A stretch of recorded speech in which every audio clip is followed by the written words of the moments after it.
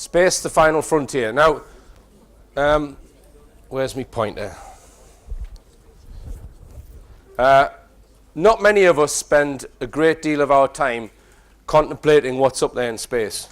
But when you realize that the Earth is just a speck of dust in the grand scheme of the universe, I think it's important to find out what's there.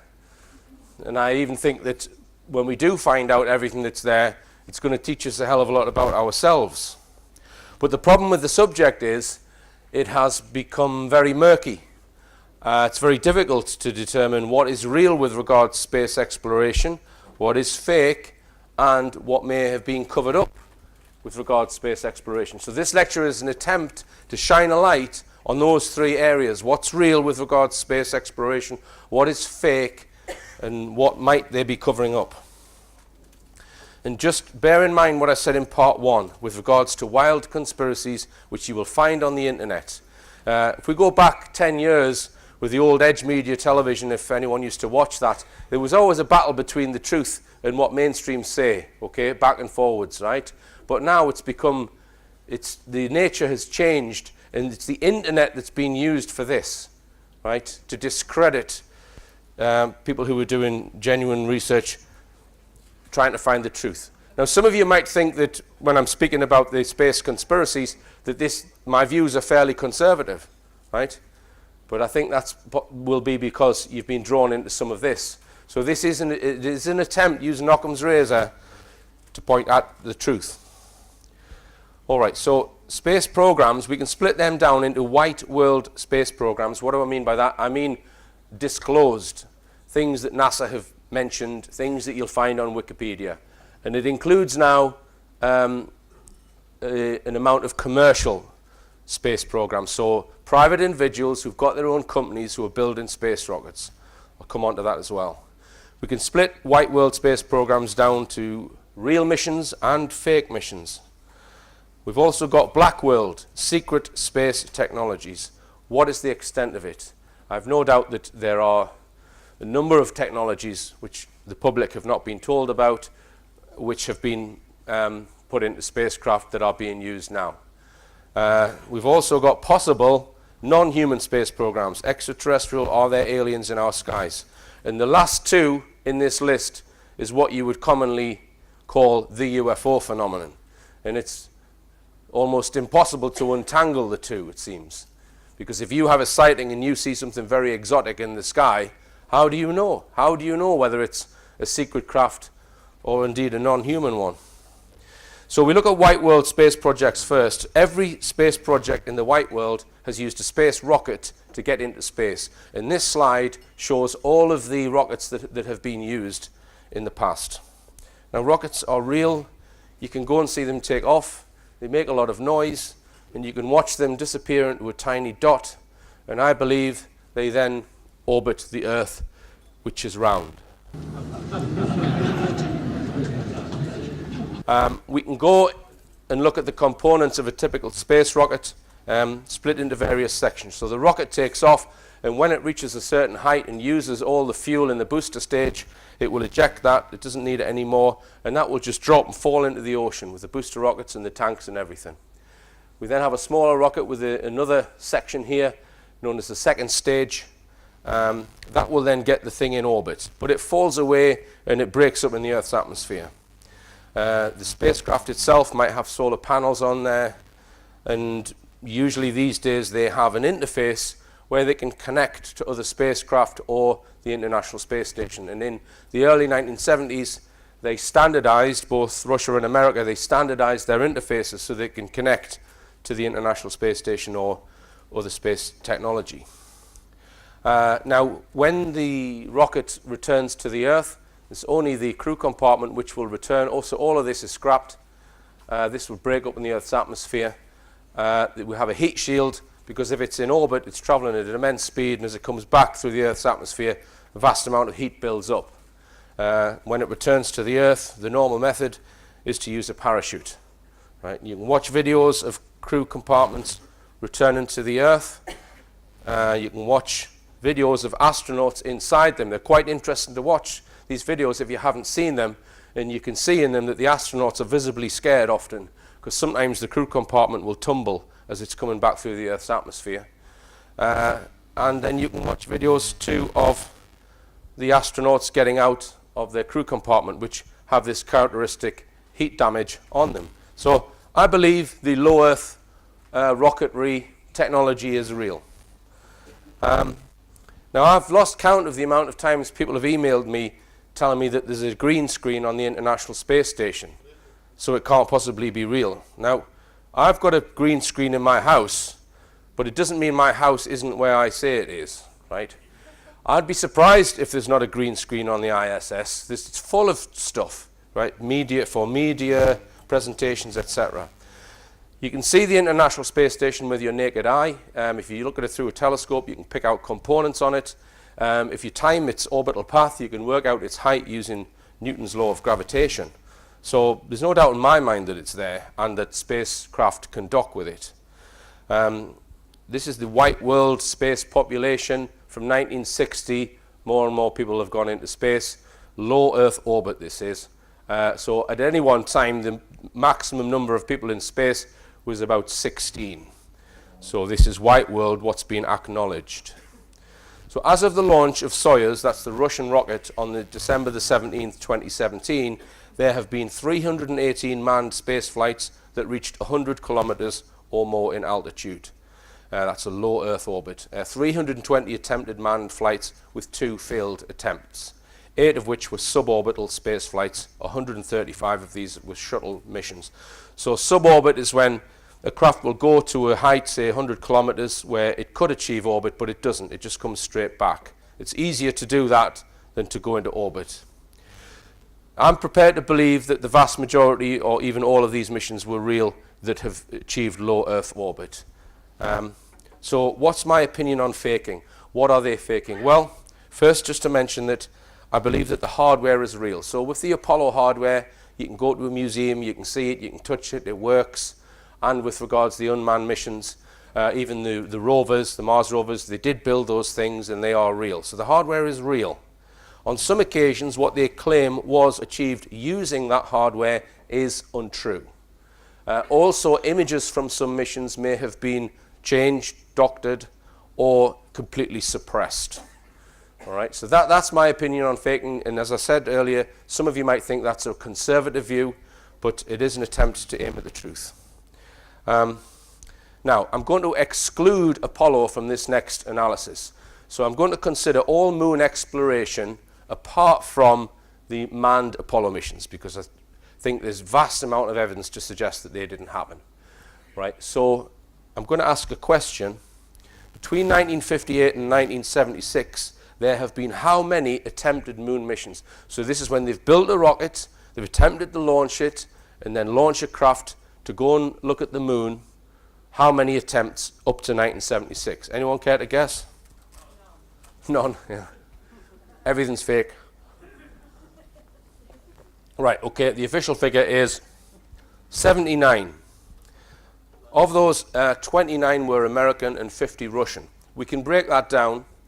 So of those, 14 of the American missions failed, 26 Russian missions failed. So I'm including in that when they've built a rocket and the rocket's blown up on the launch pad, or it's lost the craft when it's reached Earth orbit or something. So attempted missions.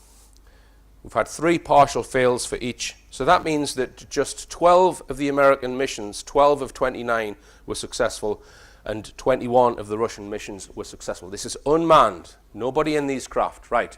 Now look at that table. That table, in my opinion, tells you the motive why they faked the Apollo missions. If you consider a manned mission, it is several times more difficult than an unmanned mission. You've got to have space for the astronauts. You've got to regulate the air with the right amount of oxygen at the right temperature. You've got to make sure that the craft doesn't go through certain G-forces that would kill people. And you've got to get the thing back to the Earth, right? These are one-way missions, right? So you've got to get the thing all the way back from the moon's surface through the Earth's atmosphere and land safely without killing anyone. Several times more difficult. Would you get in a spacecraft with that reliability? Right? That, to me, explains why they hoaxed the Apollo missions, because the technology was nowhere near reliable enough, right? They did not want to put 3 men into a rocket, which did exist. It's a real rocket, and it can go in low Earth orbit. It could probably even head off towards the moon, right? But they did not want to do that with a 1% chance of getting those 3 guys back alive and have to announce to the world, hey, they've suffocated in space. We don't know where they are, right? That tells you the motive.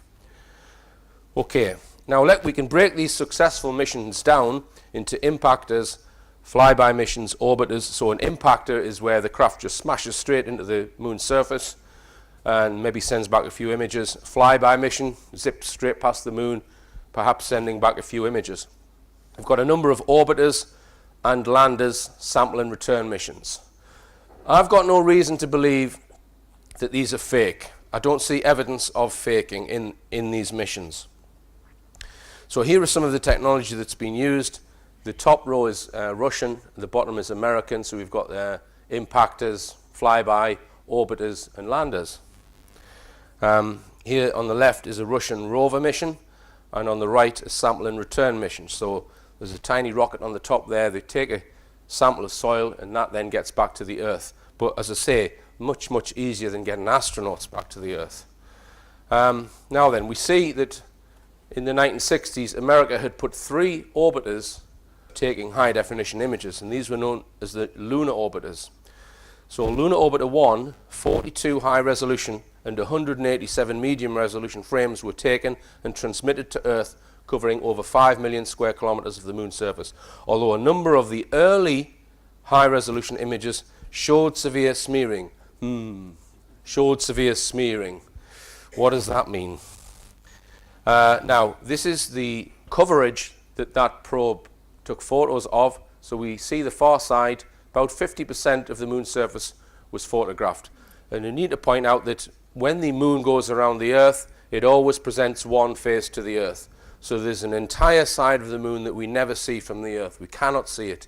The only way to see it is to get in a spacecraft and then go and look behind it. So this craft was photographing that hidden side for the first time, and it took photographs of about half of the surface. Here's a photograph at NASA of them laying out these images of the moon's far side. Now, one person who claims that he saw some of those lunar orbit high-definition images is Carl Wolf. He was an engineer, and he allegedly went to an installation where he was trying to fix something, and he was shown, right, these images of the far side of the moon. Many of you have probably seen this clip. I've showed it on Rich Planet loads of times, but I'm going to show it again in this presentation. Good morning. My name is Carl Wolf, and I was a precision electronics photographic repairman with a top secret crypto clearance in the United States Air Force. I was stationed at Langley Air Force Base in Virginia.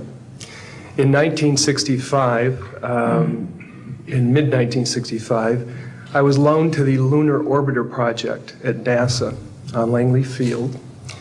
Dr. Colley was in charge of that project. They had problems with a piece of electronic equipment that was bottlenecking their production of photographs. I went to the facility, and when I walked into the facility, there were scientists from all over the world. I was stunned, actually, to see people at a NASA project from all over the world. It didn't make any sense to me initially. I was taken into the laboratory where the equipment was malfunctioning.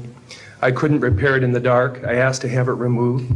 A airman second class was in the dark room at that time. I was also an airman second class. I was interested in how the whole process functioned, how the data got from the lunar orbiter to the laboratory. I asked the young man if he'd describe the process to me. He did. About 30 minutes into the process, he said to me, in a very distressed way, by the way, we've discovered a base on the backside of the moon. And then he proceeded to put photographs down in front of me, and clearly in these photographs were structures, mushroom-shaped buildings, spherical buildings, and towers. And at that point, I was very concerned because I knew we were working on compartmentalized security. He had breached security, and I was actually frightened at that moment. And I did not question him any further. And a few moments later, someone did come into the room. I worked there for 3 more days, and I remember going home and naively thinking, I can't wait to hear about this on the evening news. And here it is, more than 30 years later, and I hope we hear about it tonight. And I will testify under oath before Congress that what I'm saying is the truth. Now then, throughout that statement, he's using the pronoun I with past tense verbs. And I think if I was to transcribe it and give it to Peter Hyatt, he would say this guy is honest. He's telling the truth. Now, and bear in mind what Wikipedia tells us about those photographs, that they showed severe smearing. So was that an attempt to cover up what Carl Wolf had witnessed? Now, you would imagine, let's just say what Carl Wolf says is true, that on the hidden side of the moon there are structures. You would imagine they would want to go and investigate that with rovers or landers. And it's interesting to point out that the Apollo missions, I've put Apollo missions in quotes there, we take that with a pinch of salt, Apollo missions and all robotic landers so far have landed only on the near side of the moon so that they can communicate continuously with Earth while on the lunar surface. So the yellow triangles there are the NASA unmanned missions, the green is the alleged Apollo missions, and the red is the Russian unmanned missions. So it's fascinating that they've never, to date, landed anything in the white world on the far side of the moon. But I suspect that they may well have done in secret and not told anyone about it. So, structures on the moon. A number of commentators talk about this subject and will show you photographs of the moon where they say, well, this has been smeared, they've rubbed something out there. It perhaps shows a building or a mine or what have you. Now, some of those researchers look at Apollo record or Apollo images. Now, that is flawed in my opinion because they're actually looking at images of a studio and finding anomalies in the studio set, right? However, some of the images which I would suggest are genuinely of the moon do show anomalies. And I would like to introduce Andrew Johnson's new book at this point. Now, Andrew's written this new book, Secrets in the Solar System, and we will be discussing it on Rich Planet in future shows. And he doesn't just cover the moon, he covers Mars and the various moons and everything within the solar system, basically. And he's looking at it with the eye to, well, have they covered anything up? Is there something we've missed, etc.? So he concludes on the moon. I have spent a considerable number of additional hours trying to find out more information about the moon anomalies and more imagery of them. I can't say that I feel I have seen anything which looks to have been obviously constructed. So with regards to the images that they've released, Andrew, the jury is out for him on whether they show artificiality, right? Now, let's come on to Mars. Much more difficult to get to. Those probes typically take 3 days to get to the moon. You're talking 6 months to get one to Mars. Now, do bear in mind this work on the Mars rovers, which I had a great deal of help by Douglas Gibson, who's here tonight, and it sheds huge doubt on whether the Mars rovers and landers are sending back images from Mars. I would challenge anyone to read this and believe that the Mars rover images are of Mars. I suspect that they are, in fact, coming from remote parts of the Earth. But there's a lot of evidence in there with wildlife images, plant life images, microbial life, fossil images, etc. Okay, so let's go on to these Mars exploration missions. So between 1960 to the present day, there have been 47 attempted Mars missions, unmanned. I'm not including Phobos in this. Now, of those, 22 were American, there were 18 Russian, 7 others, including the European Space Agency. Of those, 5 American failed, and a lot of the Russian missions failed and partially failed. So it's interesting to note that there have not been any fully successful missions by Russia to investigate Mars. If we break down the successful missions, we've got a number of flyby craft, 5 orbiters that America have put there. I've put the landers and rovers in purple because I'm dubious as to whether they're, as I say, sending back images from the Earth or from Mars. We'll come back to that in a second. So let's look at the orbiters. And as I said, as with the moon orbiters, I don't have any evidence or reason to believe that they're fake. There are people who I know will refute that. But let's go down the avenue that they're real. So these are all of the orbiters that have successfully, not just orbiters, some of them are flyby missions, that have successfully reached and sent data back from Mars. So from 1965 up to 2016. Now, it wasn't until the Viking missions in 1976 when there was great excitement occurred when one particular image was released by NASA.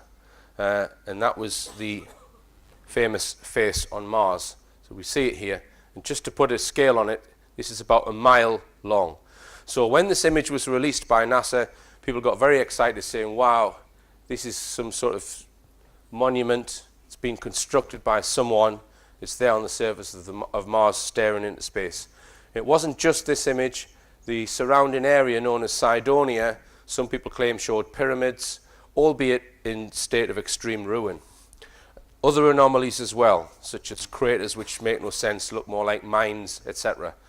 Now, interesting to note that NASA immediately debunked this after they put it out. And they lied when they debunked it. Because they said, well, the craft flew over the face a second time several hours later, and when it did, there was no face there.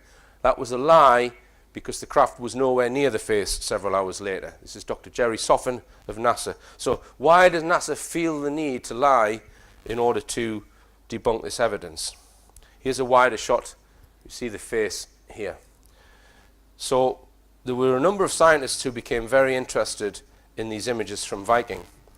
And they were keen to get more high-definition images from a later probe.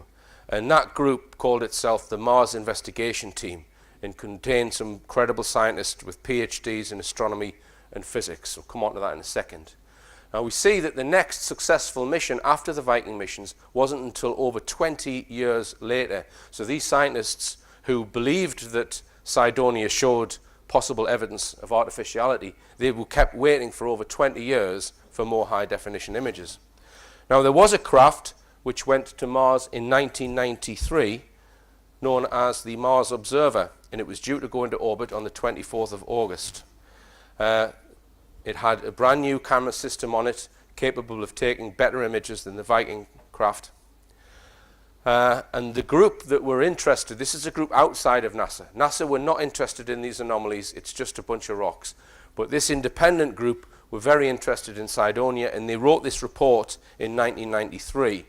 And on the cover it states, on the failure of executive, congressional, and scientific responsibility in investigating possible evidence of artificial structures on the surface of Mars and in setting mission priorities for NASA's Mars exploration.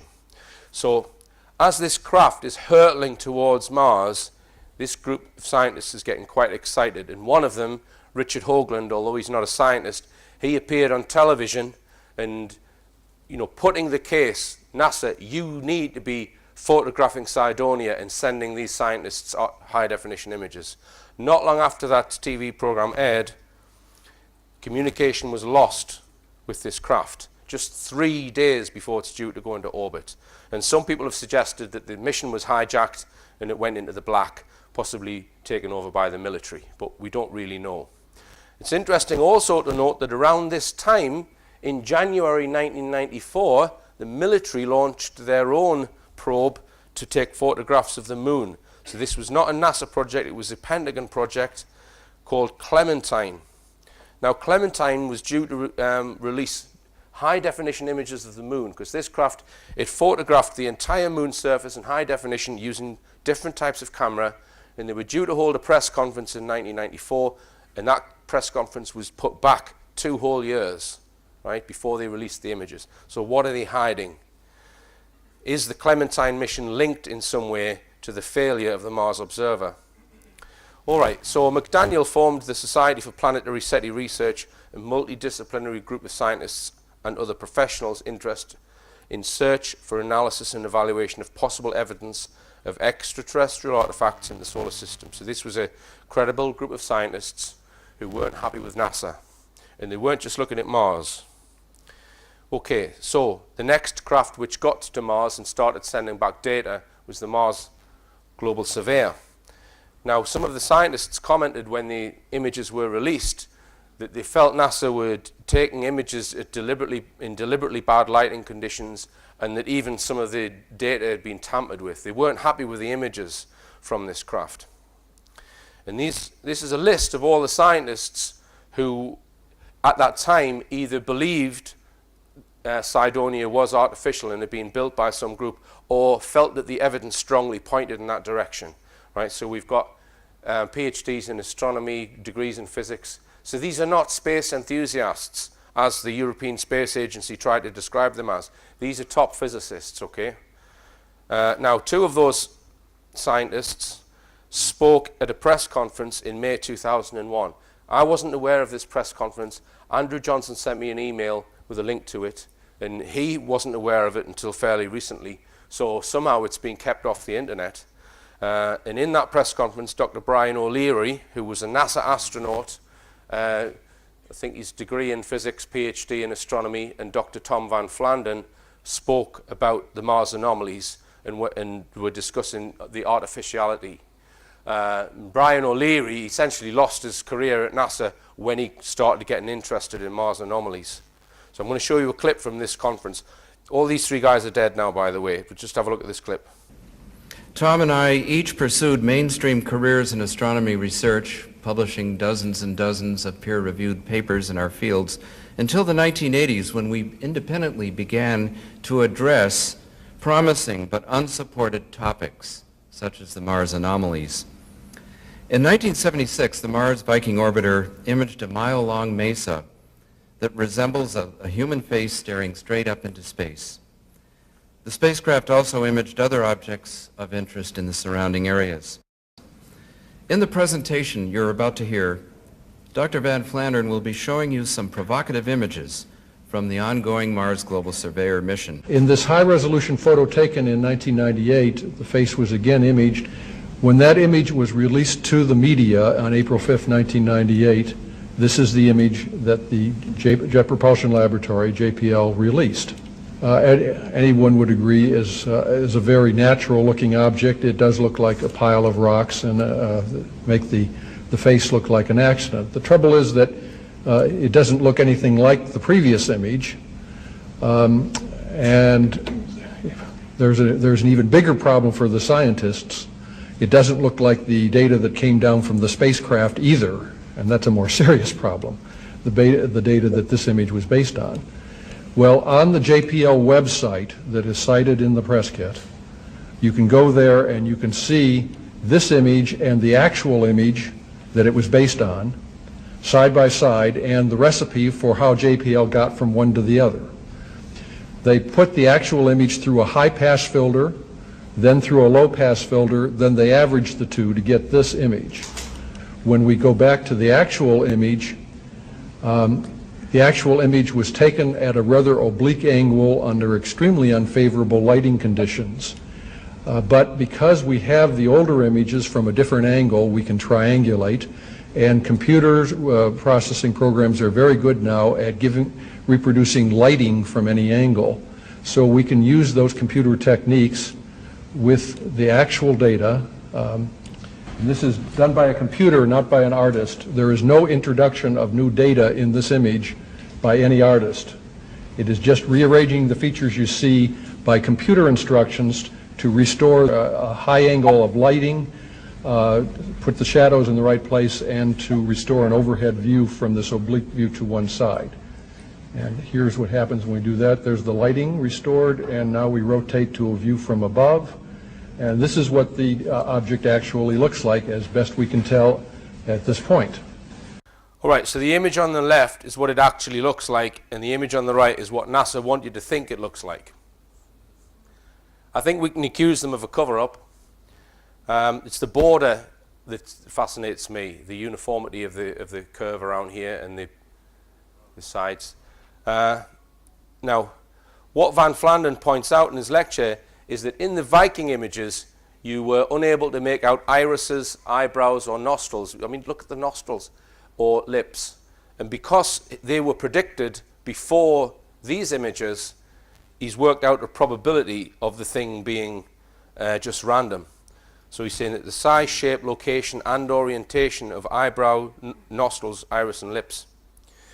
The natural origin hypothesis is disproved at odds of 1,000 billion to 1. The artificiality of Cydonia is established beyond a reasonable doubt. So this credible scientist is saying that that has been built by some ancient civilization, we don't know how long ago.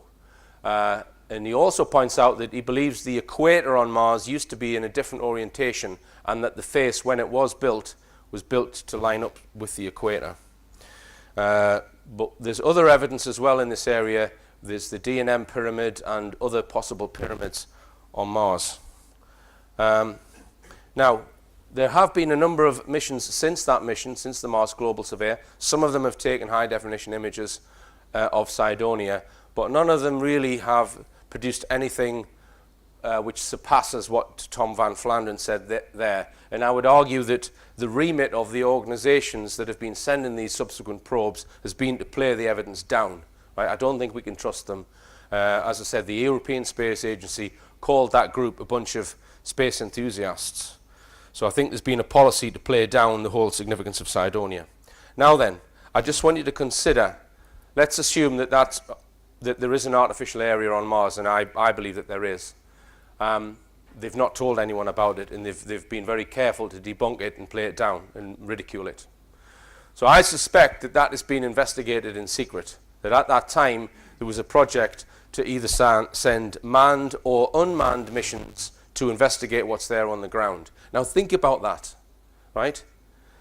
It would be no good just sending a clandestine mission to examine Cydonia, would it? Because there could be artifacts all over the surface of Mars from an ancient civilization, right? Just because you can see things from space doesn't mean that there aren't artifacts all the way around the planet. These are just the things they can see from orbit. So they would need to search with a fine-tooth comb using rovers or even manned missions, who knows, right? The entire planet. We're talking a planet. How long would that take? It's going to take a long time. And you're not going to want NASA sending white world missions to the surface of Mars that might find things on that planet. If it's a cover-up, it means the Mars rovers is a lie.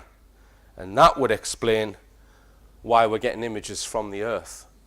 So in other words, the controversy around Cydonia and the possible clandestine investigation of what's really on the surface of Mars might explain the phony images that we're getting back from the rovers.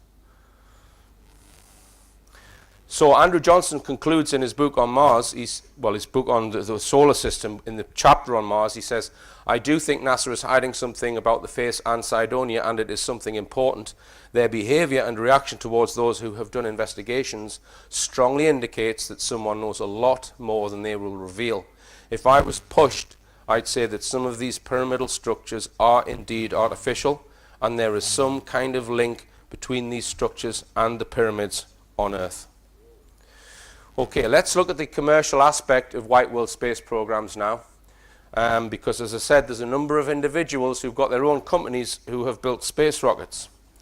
These are the key players, and I'm going to go through them. There are a number of companies that send satellites into orbit using their own rockets, but they're not trying to put people into space. First, just to point out the kind of money that you need in order to build a space rocket. So the new NASA space rocket is known as Orion. That has a budget of $3.7 billion. A space shuttle typically would cost $1.7 billion to build. So Bob Bigelow, Bigelow Aerospace, he's worth $1 billion. Branson is worth $5 billion. Elon Musk, who made all his money from PayPal, he is worth $20 billion. And Jeff Bezos, Blue Origin is his rocket company, he's worth $130 billion. He owns Amazon. So most of us in this room have probably contributed to these two guys' wealth. Reported as the richest man in the world fairly recently. So they're building their own space rockets. Now I'm going to go through them and look at them. Now Bob Bigelow is often championed on Coast to Coast Radio as being this incredible entrepreneur who's got these two spacecraft in orbit around the Earth. Well, let's just spell out what he actually did. He made a capsule. Inside that was a blow-up inflatable spaceship. He gave that to the Russians, who put it on top of one of their rockets. So he didn't build a rocket. They put it in orbit around the Earth, and then at some point the thing blows up and inflates, about 14 feet long by 8 feet diameter. So it's like an old-fashioned airship, like a small airship, and it's in orbit around the Earth. He's got two of them, right? No one inside it he put cockroaches and some jumping beans in there.